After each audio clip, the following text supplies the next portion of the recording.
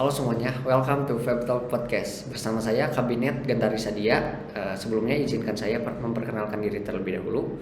Nama saya Diki Hermawan atau biasa dipanggil Diki, selaku host Fab Talk Podcast pada acara hari ini. Dan saat ini saya menjabat sebagai salah satu pengurus lembaga eksekutif mahasiswa periode 2023-2024. Nah, pada Fab Talk Podcast hari ini kita akan membahas dengan subtema internal dan eksternal.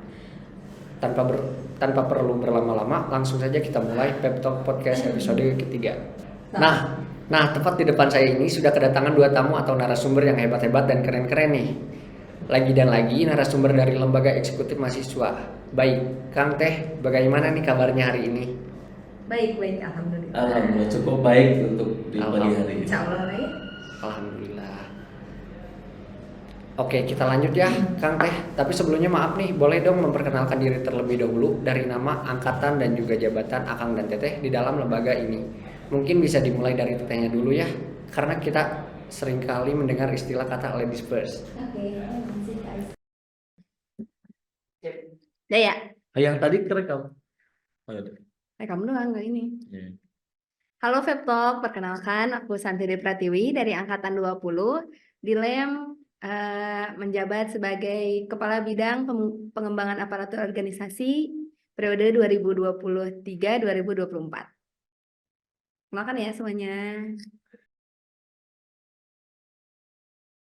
Siap. Ya. Halo para Fab Talk. Perkenalkan, saya Rakal Gifari Budiman. Biasa dipanggil Gifari di kampus. Saya dari Angkatan 2020. Saya dipercaya untuk mengemban amanah di Kepala Bidang Sosial dan Politik Lembaga Eksekutif Mahasiswa periode 2023-2024. Oh iya, pada podcast kita kali ini kita punya beberapa pertanyaan nih buat Akang dan Teteh yang udah kita sediakan. Tapi sebelum masuk ke pertanyaan itu, kita pengen tahu dulu nih, kira-kira apa sih tupoksi dari masing-masing bidang Akang dan Teteh? Mungkin bisa dimulai dari Kang Raka dulu nih, karena untuk perkenalan diri tadi sudah diawali oleh Teh Santi nih. Boleh Kang, saya persilakan. Kalau dari saya, secara tupoksi daripada sospo itu sendiri, ada beberapa hal yang dilakukan oleh sospo. Satu, kita melakukan satu kajian. Fungsinya apa dari kajian ini? Fungsinya kita akhirnya bisa mempresentasikan hal yang sifatnya materi kepada kawan-kawan di FEB semua pun yang hadir di beberapa kajian kemarin terkait dengan isu ekonomi, isu politik, isu di kampus gitu. Sampai masalah DPP pun kemarin kita coba bahas dan itu cukup berhasil untuk meningkatkan atensi daripada mahasiswa. Lalu ada pun tingkat sosial yang telah dilakukan apa? Kemarin kita sudah akhirnya melakukan tentang pengabdian masyarakatnya melalui daripada bantuan sosial di daerah Taman Sari pada saat kebakaran kemarin. Nah, di kita juga sebenarnya di dalam bidang sosial politik ini terkait dengan eksternal. Hubungan relasi itu menjadi salah satu hal yang paling penting di bidang kami. Ini juga menjadi catatan besar bahwasannya bidang sosial dan politik harus memiliki komunikasi yang baik terhadap pihak-pihak kampus yang lain, pihak lembaga yang lain, termasuk organisasi internal kampus di kampus yang lain, ataupun interaksi bersama mahasiswa, interaksi bersama birokrasi kampus terkait dengan permasalahan yang ada yang menyangkut daripada eksternal itu sendiri. Itu sih Kang terkait dengan sospol. Mungkin boleh dilanjut sama Tetehnya. Oke. Mungkin kalau tadi yang dijelaskan oleh Kang Raka itu perihal keeksternalannya gitu, di mana bermasyarakat, sosial dan politik. Dan kalau untuk pembinaan aparatur organisasi sendiri atau PAO di LEM itu kita terfokuskan di internalnya. Di mana pembinaan aparatur organisasi ini tuh kita itu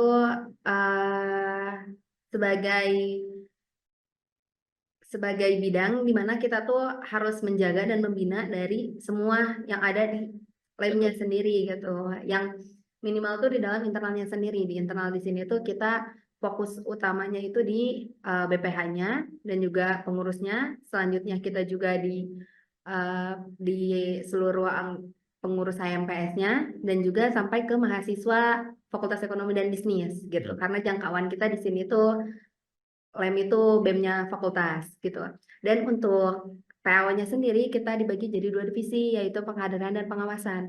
Untuk pengkaderannya sendiri, tupoksi utama dari pengkaderan yaitu menjaga dan membina kader agar terus untuk berorganisasi gitu. Ya. Dan yang kedua untuk di pengawasannya itu kita tuh pengawasannya di sini tuh kita tuh harus terus mengawasi organisasi itu berjalan sesuai roda organisasinya yang seharusnya gitu. Dan kita pun punya landasan. Landasan kita tuh ada di Tapraker, Tapmuker, dan juga Tapukmas gitu sih kalau untuk singkat dari PO-nya sendiri Kang. Oke, jadi Akang dan Teteh di sini tuh kan bisa dibilang sudah cukup lama nih di kabinet Gentari Sadia. Satu periode. Ya, ini kira-kira, ini kira-kira bagaimana sih keterlibatan dalam organisasi memengaruhi perkembangan pribadi? Mungkin kalau untuk di lemnya sendiri, karena kebetulan aku tuh dari periodenya dari himpunan, dilanjut ke lem langsung gitu. Jadi kalau untuk di lem ini kebetulan aku pun kalau untuk sekarang udah 2 periode gitu. Kalau untuk tadi harus dong. Terus kalau untuk tadi yang pertanyaannya apa tadi pertanyaannya? Keterlibatan dalam organisasi mempengaruhi perkembangan pribadi dari Akang dan Teteh sendiri. Kalau untuk keterlibatan organisasi itu pasti sangat mempengaruhi. Kenapa aku bilang bisa mempengaruhi karena sampai saat ini pun aku masih di ranah organisasi gitu. Dimana organisasi ini tuh dirasa sangat mempengaruhi dari kebiasaan, kepribadian, dan lain sebagainya gitu. Mungkin organisasi nggak secara langsung merubah kita, tapi untuk periode berjalannya waktu itu tuh secara tidak langsung sekitar kita ataupun kita sendiri tuh pasti merasa ada perbedaan gitu setelah kita melihat sebelum berorganisasi dan sudah berorganisasi gitu. Dimana mungkin secara simpelnya gitu perihal pengembangan diri, ngomong di depan umum, dan juga membereskan masalah, problem solving, dan lain sebagainya tuh secara tidak langsung kita tuh melatih diri kita gitu untuk terus-terusan level up lah diri kita. Gitu sih kalau yang aku rasain itu sedikit banyaknya perihal organisasi sih. Mungkin bisa lebih banyaknya dari Kang Ipan yang lebih berpengalaman. Enggak. Sedikit pengalaman saya juga teh. Teman bahasanya berat ya kata yang satu ini. Bahasanya bahasa yang kalau saya mah nggak paham teh. Nah, terkait dengan pengaruh organisasi terhadap pribadi lah ya, gitu kan, pengaruh organisasi terhadap pribadi kita sendiri. Saya cukup akhirnya lama bergelut di dunia organisasi, mulai dari di SMA sampai di kuliah, dari tingkat mungkin yang menurut kita, waktu menurut saya pribadi ya di tingkat SMA kita akhirnya hanya untuk tahu bagaimana membuat acara yang dikoordinasi oleh guru, selesai di sana. Lalu naik di tingkat kuliah, waktu itu ya cukup akhirnya ada di himpunan. Di himpunan saya 2 periode, sekarang di LEM saya ini periode pertama saya dan mungkin selesai di bulan Mei ya. Ya betul. Di bulan Mei kita selesai, beberapa bulan ke depan kita selesai di LEM ya. Selesai di LEM. Ya, selesai di LEM. Nah, ada beberapa organisasi yang coba saya ikuti dan akhirnya ini yang menjadi cukup membuat diri saya ada mengalami perubahan dalam mulai cara berpikir. Kenapa cara berpikir menjadi salah satu hal yang saya sebutkan karena dalam himpunan kita diajarkan bagaimana caranya mengkonsep suatu hal dengan sebegitu detailingnya, dan itu dikonsep oleh kita sendiri. Nah, yang dimana itu membangun daripada kerangka berpikir kita yang terus dipush untuk akhirnya bagaimana caranya apabila kasus A tidak selesai, naik ke kasus B, naik ke kasus C, dan sampai kita harus memikirkan kasus Z-nya seperti apa. Itu kita dibangun untuk berpikir kritis. Nah, lalu pengembangan diri apalagi yang lain sebenarnya. Satu yang harus dipahami itu terkait dengan mentalitas. Kenapa mentalitas di organisasi bisa dibangun? Karena di organisasi kita dipaksa untuk akhirnya berbicara, kita dipaksa akhirnya untuk mengungkapkan satu narasi. Bahasanya kan begitu ya teh, mengungkapkan satu narasi, ataupun kalau bahasa sekarangnya curhat lah gitu istilah nama gitu, ngobrol sama yang lain, dipaksa untuk berdiskusi, dipaksa untuk bersosial. Akhirnya ketika teman-teman ada yang merasa oh saya mah nggak bisa nih berinteraksi, saya mah tidak bisa bersosial, tapi di organisasi teman-teman dituntut, itu adalah hal yang paling menakutkan mungkin bagi orang-orang yang tidak mau berkomunikasi ataupun sulit Yang tidak berkomunikasi. terbiasa. Ya yang tidak terbiasa itu sangat menakutkan gitu. Ya ngobrol depan teman-teman kayak gini lah podcast gitu. Mungkin buat beberapa orang tuh ngapain sih, takut, malu gitu, takut untuk salah ngomong. Tapi buat beberapa orang yang mentalitasnya akhirnya terbangun, ya udah besok ngobrol gitu. Ya kan maksudnya gak jadi masalah gitu apapun yang bahas. Nah mentalitas itu dibangun ketika teman-teman yang kita rasakan lah ya, ataupun yang saya rasakan sendiri di organisasi. Saya dipaksa untuk akhirnya berbicara, saya dipaksa untuk akhirnya tidak diam gitu bersosialisasi dengan yang lain. Dua hal yang menurut saya secara fundamental cukup untuk bisa mengembangkan diri kepada aspek yang lainnya. Normatif rasanya ya Kang Teh gitu ya sebagai moderator ya. Normatif gitu sebenarnya kalau saya cuma bilang kayak tadi gitu kayak oh ningkatin mentalitas, ningkatin cara berpikir. Kenapa dibilang normatif? Karena ya itu aja, padahal dari pengalaman kita teh dihitung cukup banyak gitu ya, tapi apa yang kita sebutkan hanya itu. Nah tapi jangan dianggap buruk gitu, jangan dianggap itu teh jelek. Karena apa? Kita mau mikir aspek fundamental, aspek dasarnya, itu dasarnya bisa didapatkan sampai akhirnya bisa mengembangkan yang lain gitu sih Kang gitu. Oke, untuk pemekarannya cukup Ya. cukup khawatir. Mungkin kalau simpulannya sih lebih ke kayak organisasi itu wadahnya untuk yang tadinya tidak biasa menjadi biasa gitu. Kita tuh dipaksa awalnya, Ya. tapi lama-lama terbiasa gitu dengan hal itu tuh menjadi kebiasaan yang tidak memberatkan gitu, yang awalnya keberatan gitu perihal hal-hal tersebut gitu. Kayak gitu sih kalau untuk apa yang didapatkan dari organisasi kayak Kebiasaan gitu, baik gitu. yang dikembangkan lah gitu. Ya, Gitu sih. gitu. Sama kita punya tujuan ya. Ya. Kita punya tujuan ini masuk organisasi kita pengen seperti ini. Nah akhirnya kita punya motivasi untuk oh yang berarti harus kayak gini. Kalau teman-teman nggak punya tujuan masuk organisasi, saya lebih baik menyanggah untuk akhirnya tidak masuk, karena akhirnya teman-teman hanya memikul beban gitu. Beban di organisasi teh. Nah karena apa? Satu kalian ataupun teman-teman tidak punya tujuan masuk organisasi itu untuk apa? Gitu. Nah, baik, kita lanjut pertanyaan berikutnya ya Kang Teh. Apa keuntungan dan tantangan bagi Akang dan Teteh untuk masuk bidang PAO ataupun sospol? Mungkin bisa dimulai dari Kang Raka dulu nih. Tantangan ya, Ya. tantangan terkait di bidang sospol ketika masuk jadi kabin sospol, dipilih dan diamanahi jadi kabin sospol, tantangannya itu banyak sebenarnya.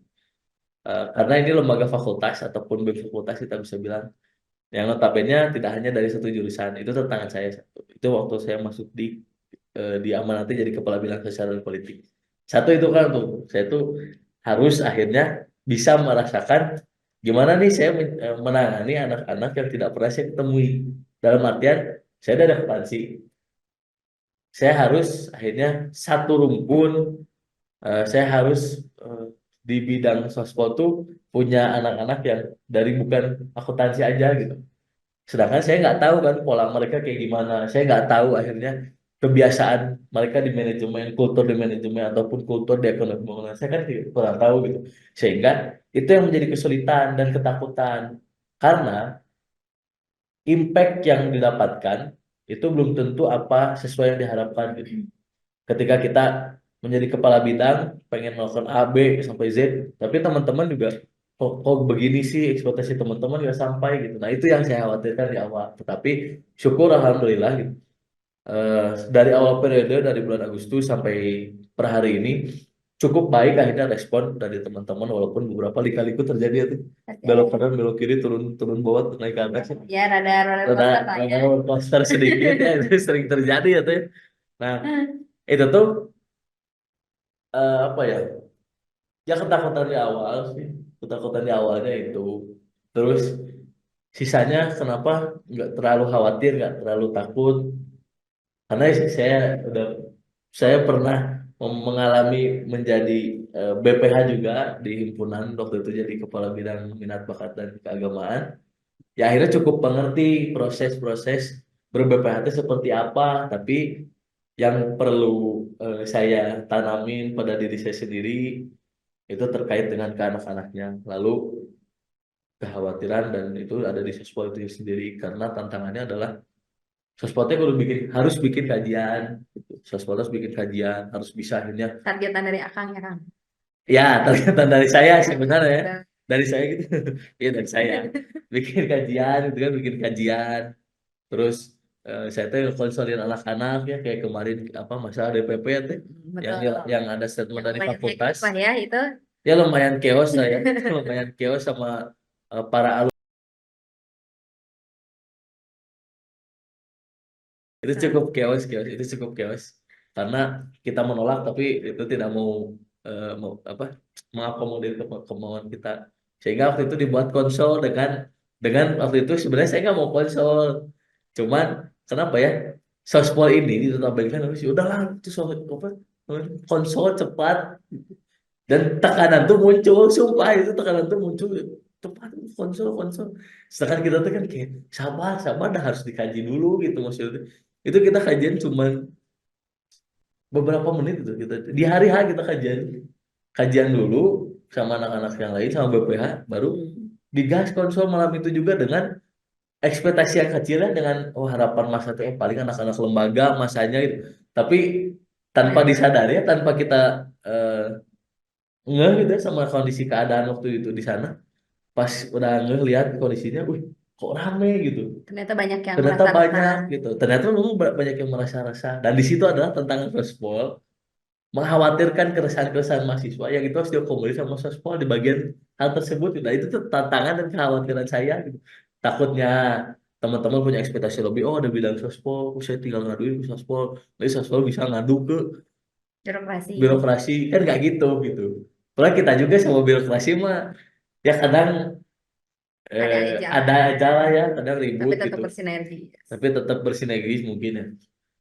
Ya, tetap dalam jalur yang kalau kita harus bareng-bareng kalau harus bisa kalau harus ditabrak ditabrak gitu kan ya memang kadang kondisinya begitu karena kalau saya pribadi menganut ya mahasiswa itu oposisi gitu bagi para birokrasi maupun itu birokrasi kampus ataupun birokrasi pada pemerintahan negara ya kita mah tetap menjadi oposisi terbaik gitu tidak akan pernah mendukung gitu kalaupun programnya bagus ya kita kan punya ada skema analisis khawatirnya saya itu kita loss dari hal-hal tersebut lepas gitu lepas kendali makanya kita tuh diam dan bungkam nah di situ khawatir saya nggak tahu ya kalau teteh ini khawatirnya apa soalnya Aduh. banyak khawatir waktu awal periode ya agak khawatir waktu itu Mungkin langsung lanjut aja mungkin ya buat kalau jawaban aku sendiri. Sebenarnya kalau untuk kan tadi tuh pertanyaannya keuntungan dan tantangan mungkin ya. Kalau untuk keuntungan kan kita sudah membahas sebelumnya kan ya tadi gitu. Kalau untuk tantangan sendiri pasti ada sih besar tantangan tuh pasti ada gitu. Cuman cuman mungkin kalau dari akangnya tadi kan pertama kali menginjak fakultas gitu, belum terbiasa so dengan. Iya, maksudnya tantangannya sebelah sana ya kan, iya gitu. iya iya Kan kalau siap siap siap kalau aku kan beda lagi siap siap tantangannya. siap Tantangan jadi BPH pertama kali, siap siap kan, beda maksudnya lagi BPH kan? kedua Ah, saya BPH kedua kalinya iya, kayak gitu kan. Kita punya tantangan masing-masing, betul? siap siap siap Ya, siap. gitu maksud saya. Saya aku ya. Kalau untuk tantangannya sendiri sih, kalau untuk yang tadi Kang Raka sebutkan itu sebenarnya udah saya alami di awal sih gitu.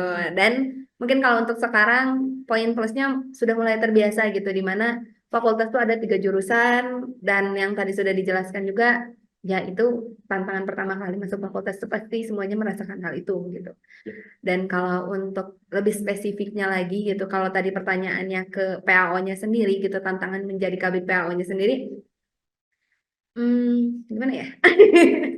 Karena susah ngurusin ini internal ya, karena sebelumnya saya pun staf dari PAO dan sekarang alhamdulillah dipercaya untuk memimpin PAO-nya sendiri gitu untuk periode Tum Ubay ini gitu. Pasti sama halnya dengan tupoksi gitu. Dimana PAO itu kan harus terus ngeliat organisasi tersebut tuh sesuai dengan roda organisasinya enggak gitu. Sesuai dengan seharusnya apa enggak gitu. Apakah keluar jalur apa enggak gitu. Nah, kita PAO tuh sebagai alarm pengingatnya gitu di sana tuh gitu. Kita harus tahu pedomannya, kita ngasih ngasih sanksi itu harus tahu gitu apa dasarnya dan lain-lainnya. Nah, itu PAO tuh di sananya gitu. Karena di organisasi itu kan nggak semuanya selalu posisi yang sama gitu, dengan semangat yang sama. Itu tuh nggak selalu kayak gitu. Pasti ada fase di mana orang tuh udah mulai nurun nih semangat organisasinya nih, udah mulai malas nih semangat organisasinya, atau eh, yang seharusnya tupoksinya sudah mulai tidak terjalankan nih. Nah, itu deh adanya PHO tuh sebagai pengingatnya di sana gitu. Kalau udah mulai keluar jalur, kita balikin lagi nih ke jalur gitu. Udah tidak sesuai dengan pedoman, kita ingetin lagi nih seharus sesuai pedoman. Nah, yang kayak gitu sih sebenarnya untuk tantangan PO-nya sendiri gitu. Karena kan menjadi pengingat juga kitanya harus lebih sadar kan. Nah, Berat ya. di sananya Wah, gitu sebenarnya. Untuk PO-nya sendiri ya lumayan lah ya, tapi udah lumayan akhir periode bisa sih dijalankan. berat ya. Cukup lah. Cukup stres. Cukup, cukup lah gitu. Iya. Betul, betul, betul. Emang berat ya, beban lah yang begitu-begitu itu. Cuman aku gimana ya, kalau jadi kabin ya memang harus seperti itu. Kalau dia kasih amanah jadi kepala bidang waktu itu ya, kita udah tahu resikonya, pasti bebannya berat. Ya wajar, wajar lah. Ya, pasti ada sih kalau untuk tantangannya, mah. Cuman ya gimana kita menghadapinya aja gitu. Siapapun yang mau menjabat pasti punya tantangan. Oh, pejabat di atas juga punya tantangan. Pasti ada. Itu yang siap, siap, siap, siap, siap, siap, siap, siap. Lanjut, lanjut, lanjut. Lanjut ya. Siap. Eh, mungkin untuk pertanyaan berikutnya, bagaimana tanggapan Akang? Tadi tuh baru sampai mana sih? Ya, yang itu mungkin. Yang ketiga ya. Nah, mungkin untuk pertanyaan berikutnya, bagaimana tanggapan Akang dan Teteh mengenai kesulitan dalam menjalankan suatu proker dalam bidang masing-masingnya? Mungkin bisa dari Oke. Ini aja prokernya paling banyak. Aduh, 3, 4, 5, 10. 50 sih. Berat sih satu juga proker. Bercanda, bercanda.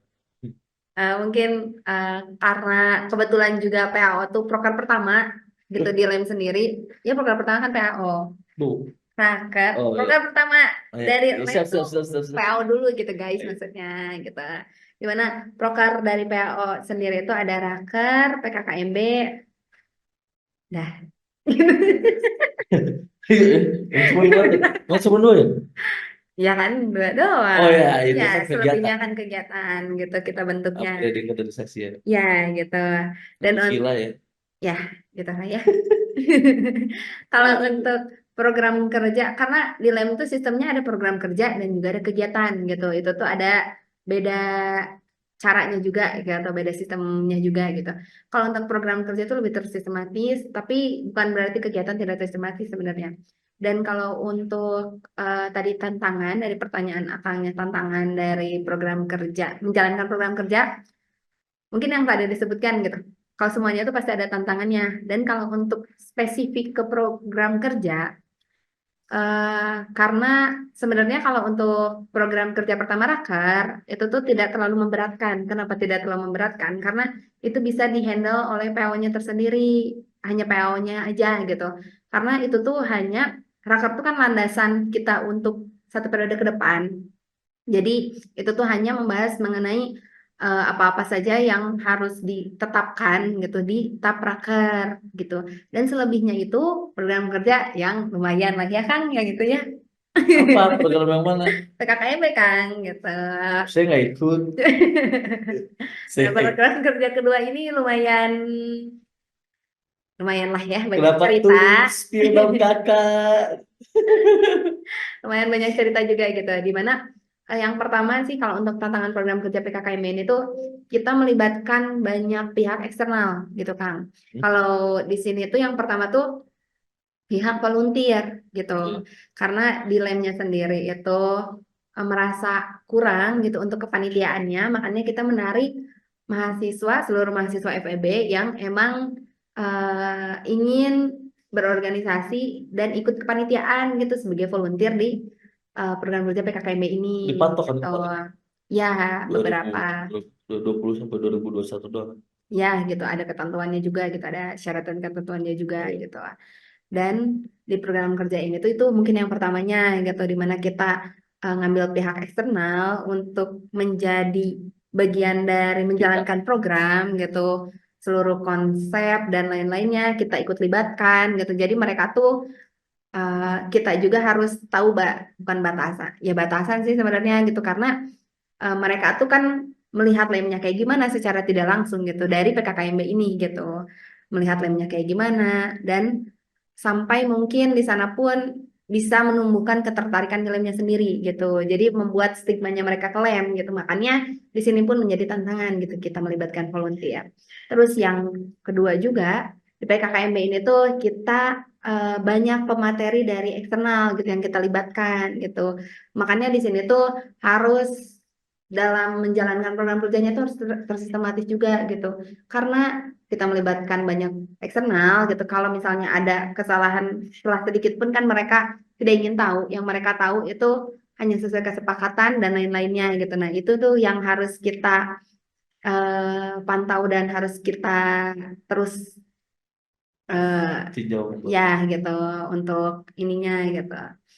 Dan mungkin yang paling menjadi tantangan tuh karena sasaran program kerja ini tuh mahasiswa baru gitu. Karena PKKMB ini tuh kan gerbang awalnya mahasiswa baru gitu untuk di kepriodean untuk melihat oh fakultas mereka tuh gimana sih gitu. Nah, ini tuh gerbang awalnya mereka mengenal fakultasnya gitu. Memperlihatkan mahasiswa baru lah. Ya, betul kayak gitu.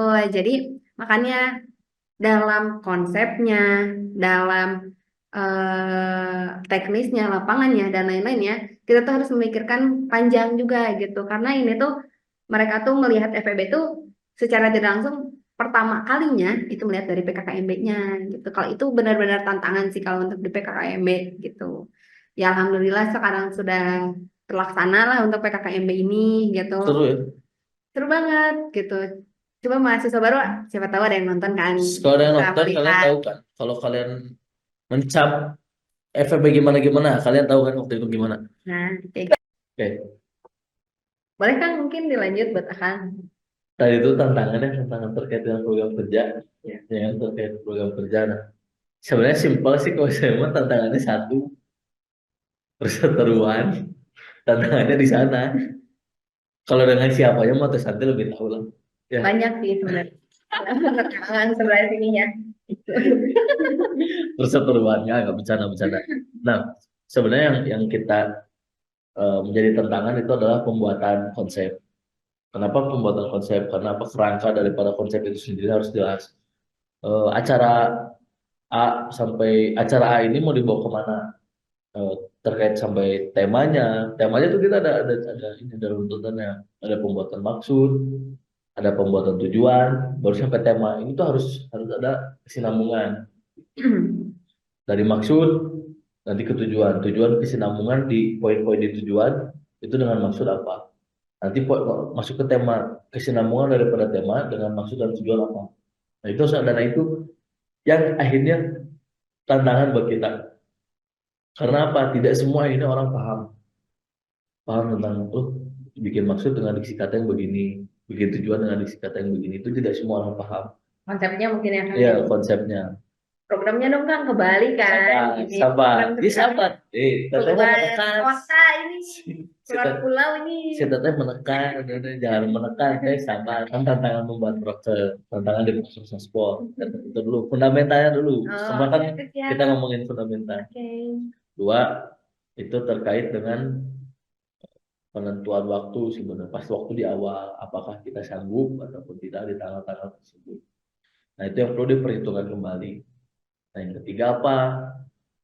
Kalau karena program kerja saya kemarinnya itu studi banding ke Bali, ke Bali. Pulau. Waktu itu kita studi banding sama yang pertama tuh Undiksa, yang kedua itu Warmadewa, Universitas Pendidikan Ganesha ya, sama Warmadewa. Nah di dua kampus ini kita hanya akhirnya memaparkan kita dari lem bagaimana, mereka dari BEM fakultasnya bagaimana. Cuman itu memang akhirnya tidak terlalu efektif dan menurut saya kurang efektif gitu. Satu ada tekanan daripada beberapa pihak yang akhirnya di luar daripada peserta ya.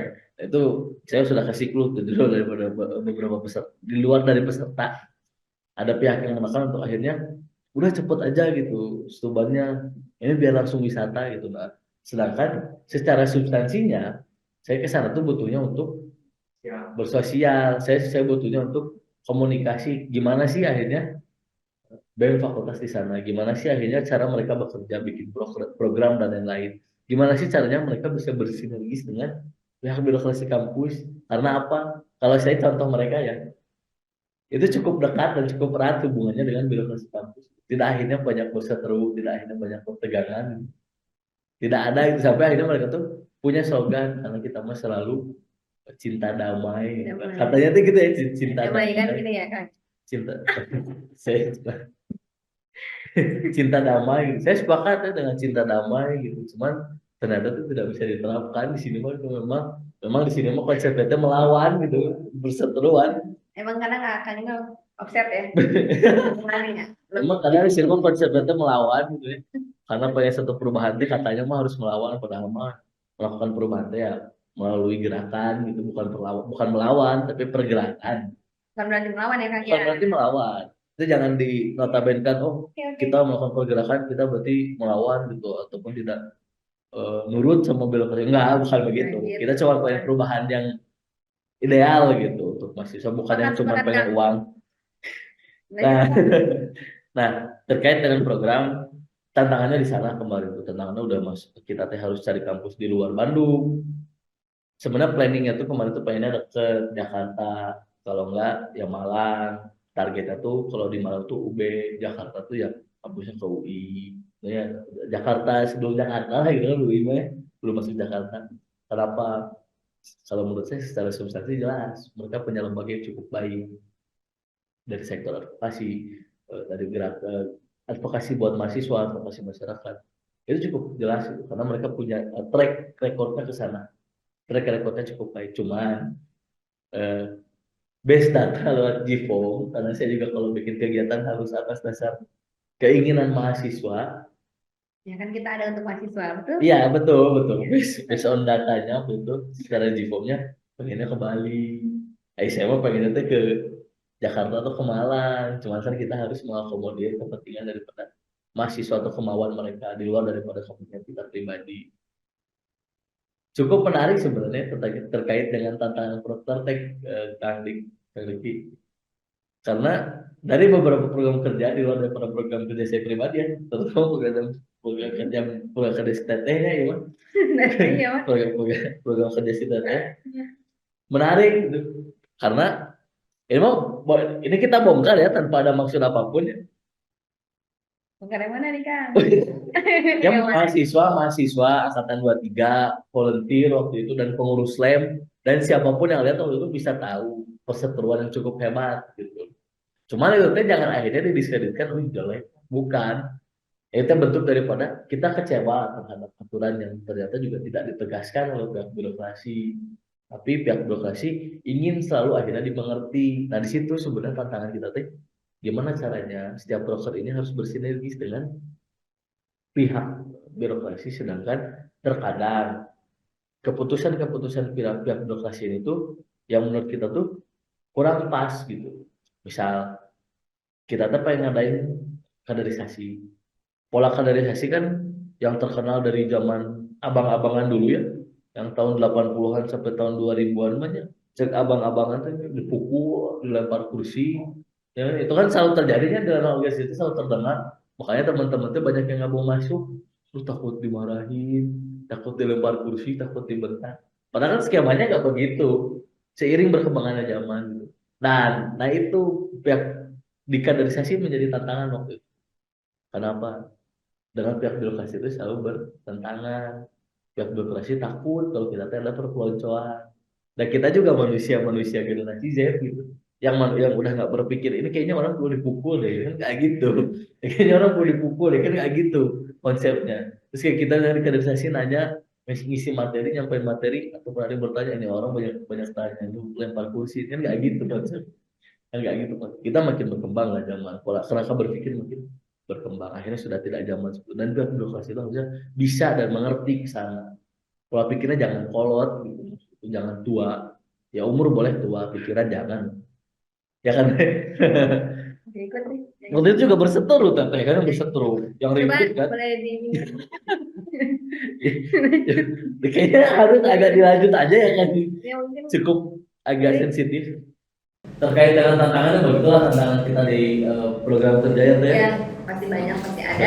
Dari mulai tantangan mahasiswanya, dari mulai tantangan pengurusnya, tantangan di BPH sampai tingkatan paling atas itu tantangan birokrasi. Pasti ada sih yang kayak gitu. Terima kasih buat Teh Shirley kemarin datang. Promosi Teh Shirley ada kita. Kemarin datang di mana? Ya sama Kang Gibran. Oh, bukan ya Gibran, oh sorry ya, bukan Gibran. Bukan Gibran Cawapres, bukan. tapi ada Gibran yang pengusaha. Ya, ada. Mungkin dari tantangan dan kesulitan dari masing-masing bidang Akang dan Teteh tersendiri, mungkin adakah proyek kolaboratif atau inisiatif bersama untuk menjalankan suatu proker? Kalau itu kolaboratif dan apa? Inovatif. Inovatif itu dari kita berdua atau dari secara lem? Nah, kalau terkait dengan kolaboratif dan inovatif ada sebenarnya. Itu sudah terlaksana secara nama EKOPS, Ekonomi Olimpiade dan Festival gitu. Yang baru terlaksana kemarin-kemarin. Walaupun memang ada hal yang kendala, ya kita sebut kendala, yang ada kendala di EKOPS ini ada yang itu cuma nggak jadi masalah.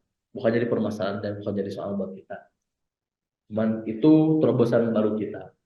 Yang masih banyak PR-nya, yang masih banyak catatannya, yang masih banyak evaluasinya buat teman-teman ke depan yang mau menjabat di LEM, nah itu sebagai pengurus ataupun sebagai kepala bidang atau sebagai ketum sekalipun. Itu PR besar, catatan besar bagi EKOPS di kemudian hari ya. Dan juga kalau ngomongin kolaboratif ataupun inovatif yang baru yang bisa dikolaborasikan dan lain-lain, yang baru dikolaborasikan ya itu ya. Sisanya kita sih banyaknya masing-masing. Cuman sebenarnya kalau perihal kolaborasi di sini gitu konteksnya, untuk program kerja tuh biarpun dengan notabene dan tertulisnya itu sesuai dengan bidangnya masing-masing, cuman kalau ketika terlaksananya tuh bukan hanya perihal bidang tersebut gitu. Misalnya akademik itu apa aja ya? Ada ini kayak apa namanya? Iya, misal akademik gitu. Belajar bareng gitulah. Nah, yang kayak gitu misalnya, kalau nggak Ekofest yang kemarin gitu, mungkin Ekofest hanya terlihat dua bidang gitu di dalamnya, ada minat bakat dan juga akademik. Cuman kalau ketika pelaksananya gitu, ketika di lapangannya dan juga ketika konsepnya gitu, itu tuh semua bidang tuh sebenarnya bisa menjadi satu gitu di dalam semua program kerja tuh gitu. Mungkin dari penghadarannya pun ada di sananya gitu. Terus perihal kominfonya juga masuk di sananya dan perihal sosmednya pun masuk di sananya gitu. Jadi bukan hanya perihal bidang tersebut gitu. Mungkin kalau di Raker hanya tertulis bidang tersebut, tetapi ketika terlaksananya itu tetap sifatnya itu kolaborasi gitu, kolaboratif nantinya gitu. Jadi tetap pemikirannya itu pasti dirundingkan bersama dan nanti ketika teknis dan sampai selesainya pun hasil bersama. Gitu. Jadi nggak ada claiming ini program kerja saya, program kerja hasil pemikiran saya tidak. Ya. Tapi ini program kerja hasil pemikiran kita bersama. Nah, kayak gitu jadi bentuknya kan. Nggak ada claiming lah. Ya perlu jadi catatan buat periode ke depan ya Kang Diki sebenarnya. Ini jadi catatan buat periode ke depan. Gimana cara teman-teman sebagai generasi muda yang baru bisa untuk akhirnya membuat program yang lebih inovatif, yang lebih kreatif, yang lebih bisa dikolaborasikan. Banyak sebenarnya programnya, cuman terkadang itu sulit. Kami terlalu memikirkan masing-masing itu program saya jauh. Saya harus bikin program orang sekarang begitu. Sulitnya di sana. Dan juga sedikit ya Kang dikit pengingat aja sebenarnya buat kedepannya, pengingat buat teman-teman bahwasannya berbem berhimpun ataupun berorganisasi, teman-teman harus paham ataupun di ormawa organisasi kemahasiswaan di kampus, BEM, himpunan, ada DPM, BPE ataupun BPM itu teman-teman harus paham bahwa teman-teman sebagai eksekutif terutama himpunan dan BEM itu jangan juga banyak terpaku kepada event cakupannya ataupun program kerja. Kenapa ke sana? Karena kalau saya sebagai bagian eksternal selaku daripada Kabit Sospol gitu, melihat kondisi sekarang ya tadi. Kalau dari tadi pertanyaan tentang proker, tentang proker apa, misalnya proker yang kolaboratif atau enggak, proker kayaknya sudah terlalu usang dan bosan gitu kalau menurut saya mah. Dan juga harus banyak melakukan perubahan sekarang tuh. Hilang rasanya esensi daripada berlembaga sekarang tuh. Fungsi dari berbem banyak teman-teman, oh saya pengen bikin program A, program B, kegiatan A, kegiatan B sampai Z. Tapi teman-teman lupa gitu, bahwa tugas teman-teman di BEM itu apa? Membantu mahasiswa yang lain. Itu fungsi daripada berbem. Misalnya teman-teman tuh kayak akademi ya advokasi, melakukan advokasi. Itu fungsinya gitu kan. PAO mengurusi internal, mengembangi kondisi-kondisi internal mulai dari pengurus sampai BPH-nya sekalipun itu dikembangin sama dia. Kan ada kaderisasi, Ya, betul. ada upgrading, itu kan yang dilakukan usaha ataupun upaya untuk mengembangkan soft skill gitu. Ada minat bakat penyaluran daripada keinginan-keinginan mahasiswa daripada main futsal, main badminton, dan keagamaan, ngaji bareng gitu. Terus ada kominfo ya bikin podcast kayak gini itu kan akhirnya menambah wawasan menambah juga konten-konten di lem gitu kan. Oh, konten di lem tuh ternyata aktif gitu kan. Sospol bikin kajian dan lain-lain. Nah nggak fungsinya kan untuk akhirnya gimana caranya kita menyenangi mahasiswa, gimana caranya kita mengakomodir kebutuhan mahasiswa, dan itu yang akhirnya menurut saya tuh agak terlupakan sekarang tuh, agak-agak digeser karena apa? Terpaku pada oh siapa yang buat event besar, siapa yang buat event akademik, siapa yang buat event sospol gitu yang sumbang. Tapi substansi dari berbemnya saya rasa cukup hilang. Nah itu jadi catatan ke depannya. Gimana caranya? Kayaknya doktrinasi terkait dengan kita mengimplementasikan BEM kepada masyarakat harus jelas. Nggak kayak kita bukan IO. Kalau IO digaji, saya buat proker banyak sampai 10 proker saya nggak digaji. Saya mending jadi IO sekalian gitu. Ya nggak sih? Ya Ya, betul. saya mending jadi, kalau saya mikirnya uang saya menjadi IO sekalian. Tapi kan saya mikirnya gitu. Saya di sini buat mahasiswa. Mahasiswa kalau ada keluh kesah kepada birokrasi, kepada siapapun, kalau dari BEM bisa bantu kita bantu. Terkhusus kepada birokrasi, itu kan jadi tugas kita, jadi amanah itu.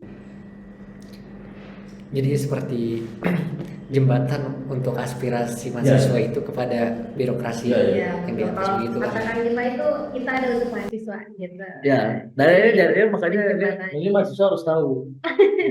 Ini Boleh BEM, itu jadi judul. lem fakultas kita hadir untuk mahasiswa. Kita bukan hadir untuk birokrasi.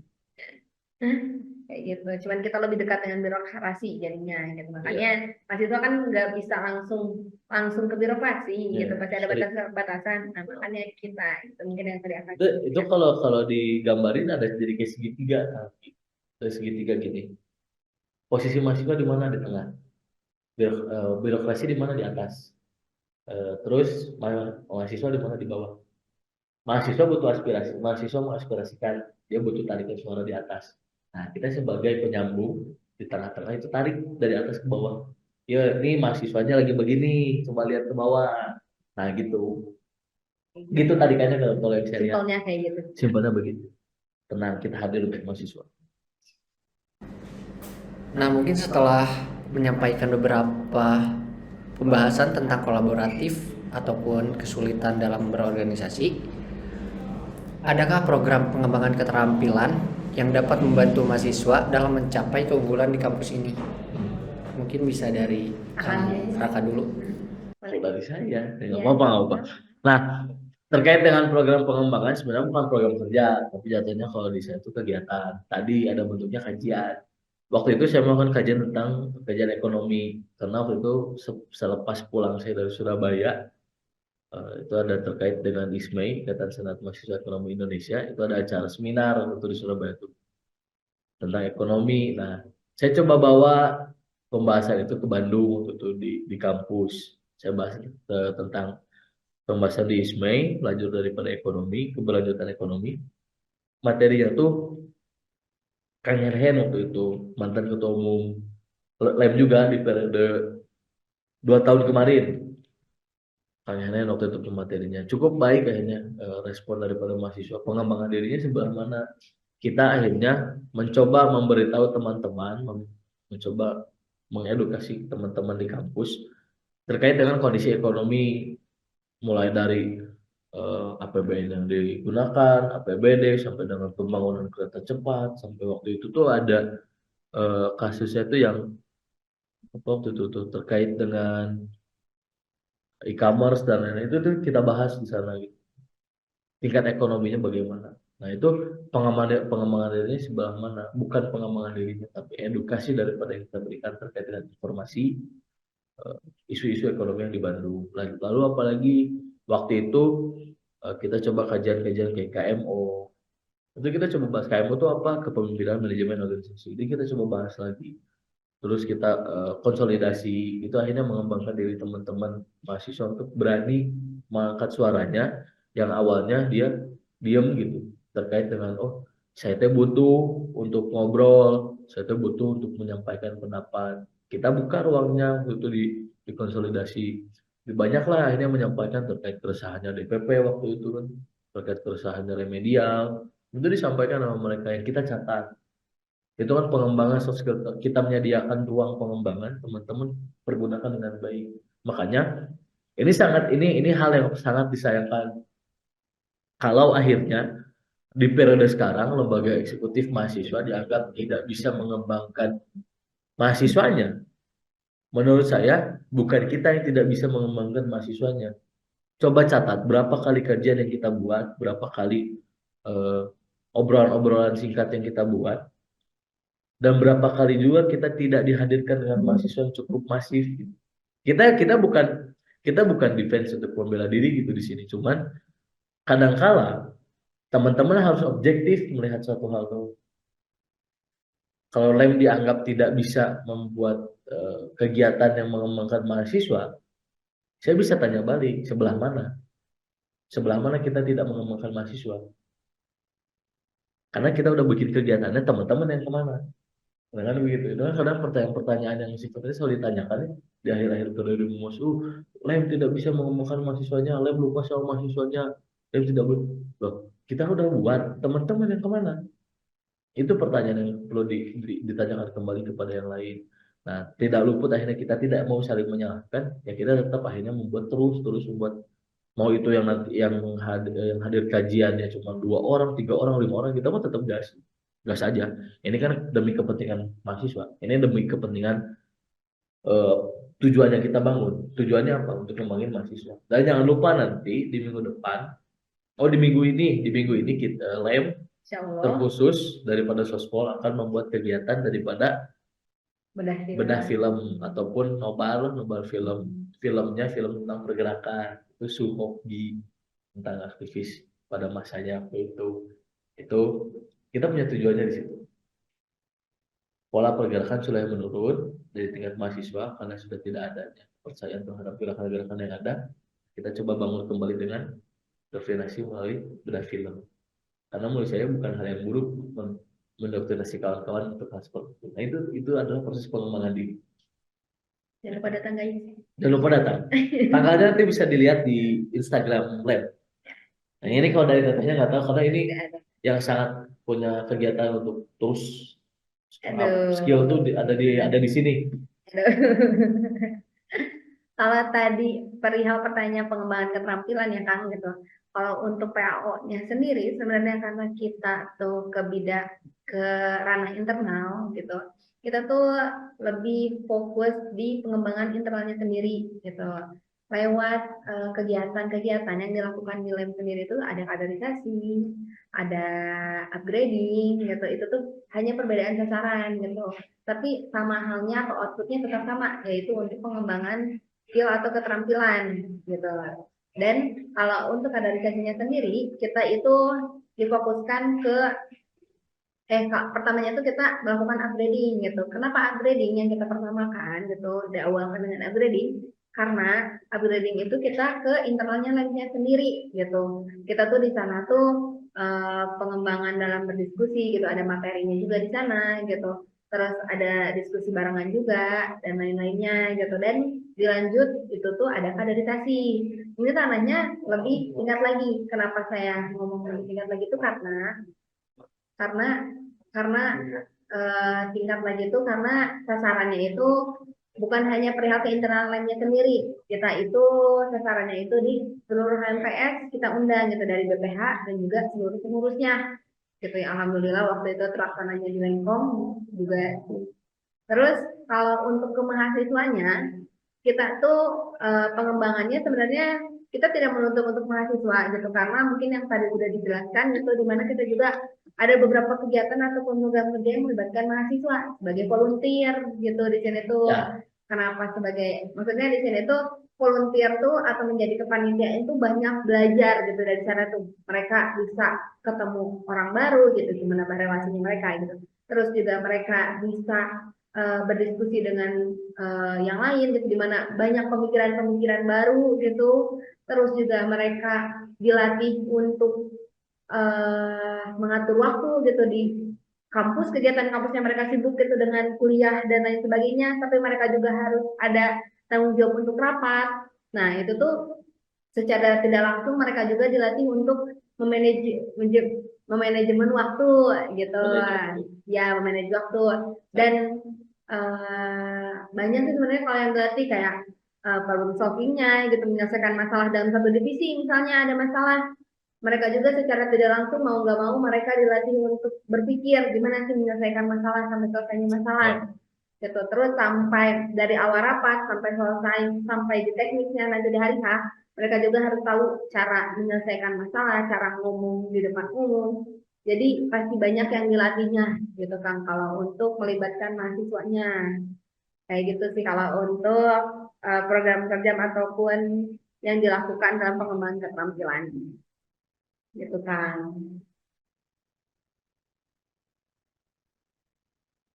Boleh kan? Menarik. Iya dong. Masih ada yang punya. Si paling mengembangkan.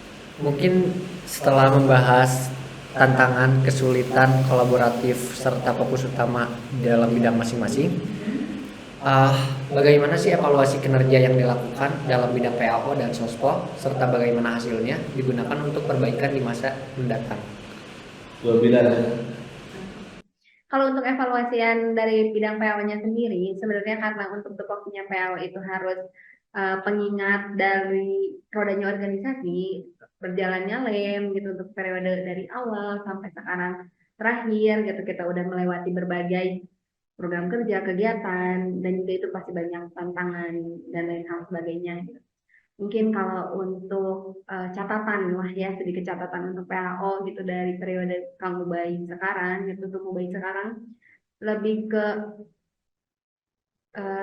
dimaksimalkan lagi untuk tupoksinya gitu, karena bukan berarti sekarang anak-anak PAO itu kurang, tetapi kalau dirasa kalau untuk lebih maksimal kayaknya hasilnya pun lebih memuaskan gitu. Dan karena PAO ini tuh dua arah gitu, dimana kita bisa mengingatkan tetapi yang diingatkan enggak tersadarkan kan juga susah gitu bentuknya gitu, karena PAO ini tuh dua arah. Jadi kayak kalau untuk evaluasi untuk periode berikutnya sebenarnya lebih ke kayak memaksimalkan dari semua aspek aja sih gitu. Dan itu juga untuk perbaikan di masa datang kan tadi ada ya pertanyaannya ya, dan itu juga untuk perbaikan di masa datangnya lagi, karena kan kebetulan kita tuh udah mau akhir periode Kang gitu sekarang tuh, cuman beberapa bulan ke depan lagi nih gitu. Jadi PAO hadir di sini mungkin kalau untuk periode sekarang cukup sampai 2 bulan ke depan aja gitu. Jadi kalau kadang penilaian itu kan